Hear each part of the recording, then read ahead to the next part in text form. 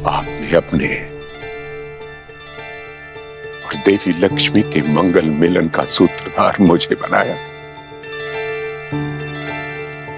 ब्रह्मर्षि की पदवी से भी बड़ा है ये मेरे लिए। मैं धन्य हुआ प्रभु। महादेव की असीम अनुकंपा से रघुवंशी अयोध्या कुमार दशरथ नंदन श्री राम ने स्वयंवर की शर्त पूरी कर दी।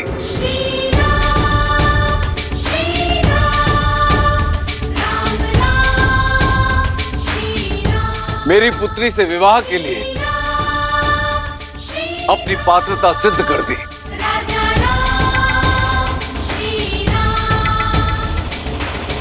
पुत्री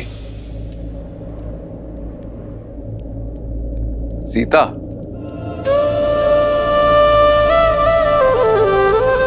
जी।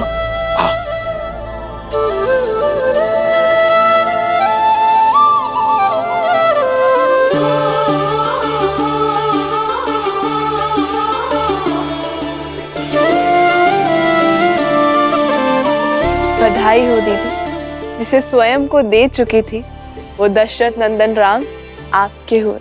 नहीं, मैं श्री राम की हुई। जन्म जन्म का है ये संगम, राम रतन सीता वैभव धन।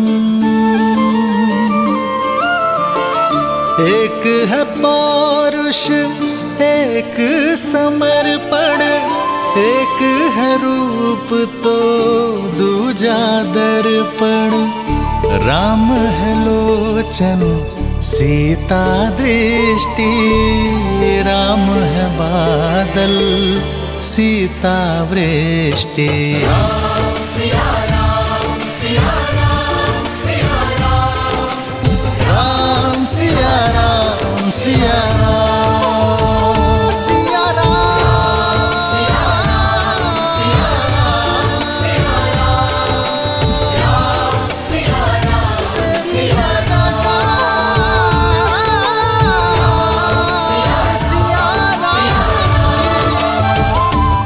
रुक जाइए, बंद कीजिए पाखंड।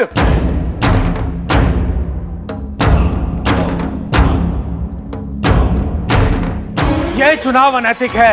शर्त धनुष पर प्रत्यंचा चढ़ाने की थी, उसे तोड़ने की नहीं।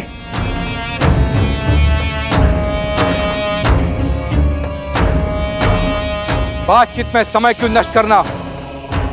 मार दो इस बालक को।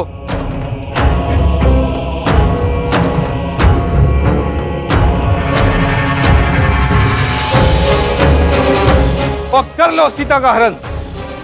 यदि जनक की सेना बीच में आई तो कर दो वध, क्योंकि कोई भी शिव धनुष अब मिथिला की रक्षा के लिए नहीं है। सावधान!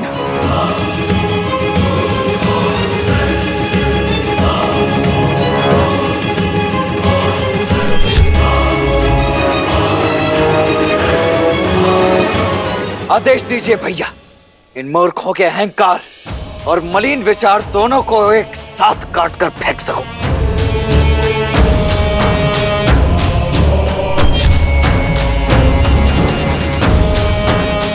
मेरे बाण तो कब से इन्हें चीरने के लिए आतुर हो रहे हैं।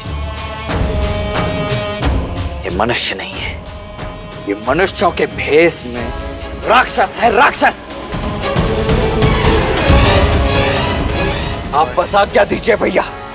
ये कांदो जैसे दिखने वाला कोमल बालक कार्तिक जैसे प्रचंड कैसे हो गया?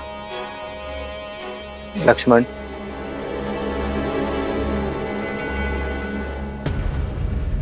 ये समय प्रहार का नहीं, सत्कार का है।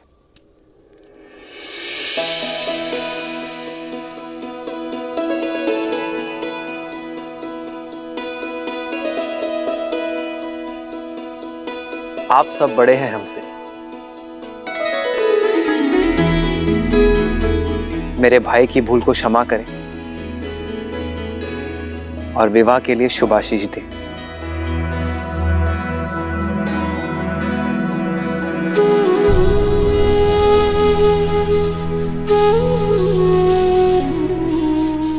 अपराध के लिए आशीष नहीं मिलता है। तुमने शिव धनुष को भंग किया है अवध कुमार। अपराधी नहीं, छल भी किया है, क्योंकि जो कार्य हम सब मां बलि मिलकर एक साथ नहीं कर सके, उसे तुमने कैसे संपन्न कर दिया? शिव धनुष को ऐसे उठाया जैसे कोई पुष्प हो। यह माया है। ये माया नहीं, आभार की छाया है। आप सभी में अहंकार का भार था, ईर्ष्या थी, शक्ति का मत था। पर महादेव का धनुष काम, क्रोध, मद, लोभ, मोह के भार से नहीं, आभार से उठाया जा सकता है।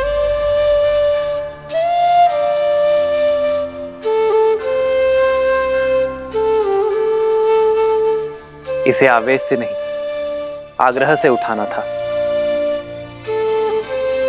महादेव के धनुष को उठाने का इससे अच्छा मार्ग कोई हो ही नहीं सकता।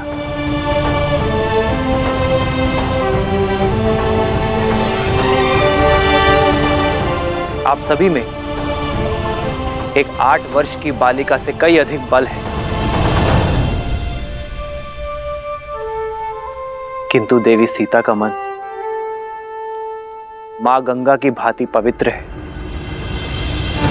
उन्होंने धनुष उठाने की अनुमति मांगी तो महादेव ने उन्हें अनुमति दे दी,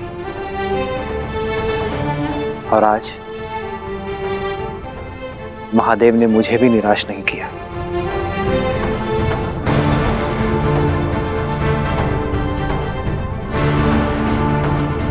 शब्दों के बाढ़ अच्छे चला लेते हो राम। स्वयं को महादेव का सबसे प्रिय भक्त घोषित कर रहे हो, लेकिन भक्त महादेव के प्रिय प्रतीक को भंग नहीं करते हैं। इसका अर्थ है कि महादेव अवश्य तुमसे रुष्ट हैं।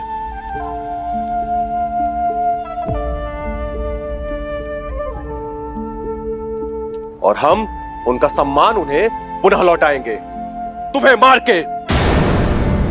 फिर से कहना, फिर से कहना। शांत हो जाओ लक्ष्मण, शांत हो जाओ।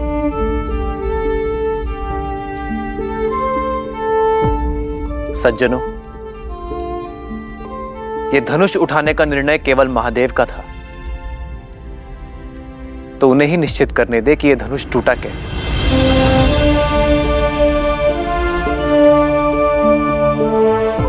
महादेव का दूसरा नाम उद्देश्य है। मैं तो केवल एक निमित्त हूं। यह धनुष स्वयं इसलिए भंग हुआ क्योंकि कदाचित इसके होने का उद्देश्य पूर्ण हो चुका था।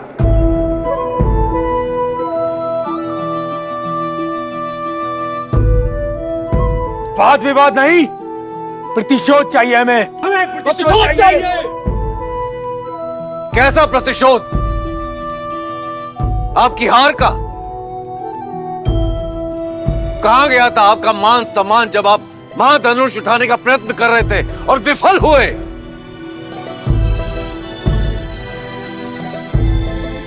ये स्वयंवर है और इस स्वयंवर का निर्णय हो चुका है।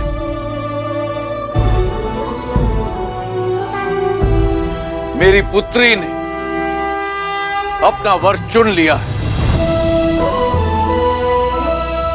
एक पुरुष का दायित्व है कि वो स्त्री के निर्णय का सम्मान करे।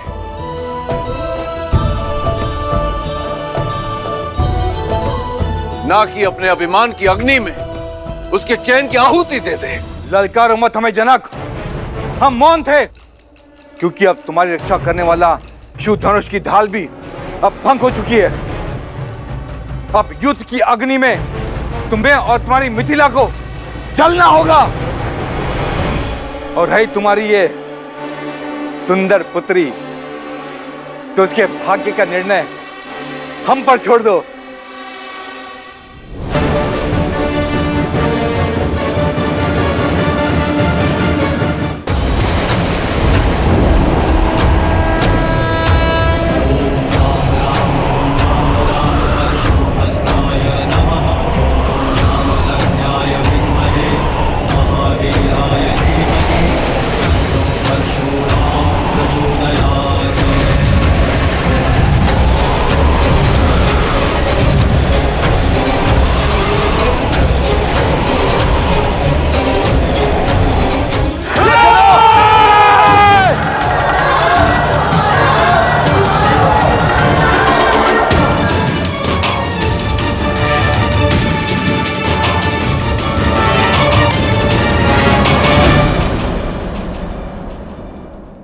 महादेव ने अपना कवच मिथिला से इसलिए उठाया है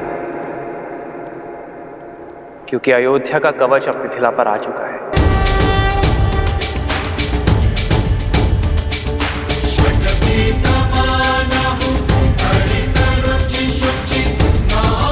आप सब विवाह में आए इसलिए आपसे आशीष मांगा था, किंतु यदि आप युद्ध के लिए ललकार रहे तो अयोध्या का प्रहार सहने के लिए सज्ज हो जाइए, क्योंकि महाराज दशरथ के पुत्र युद्ध भूमि से पीछे नहीं हटेंगे।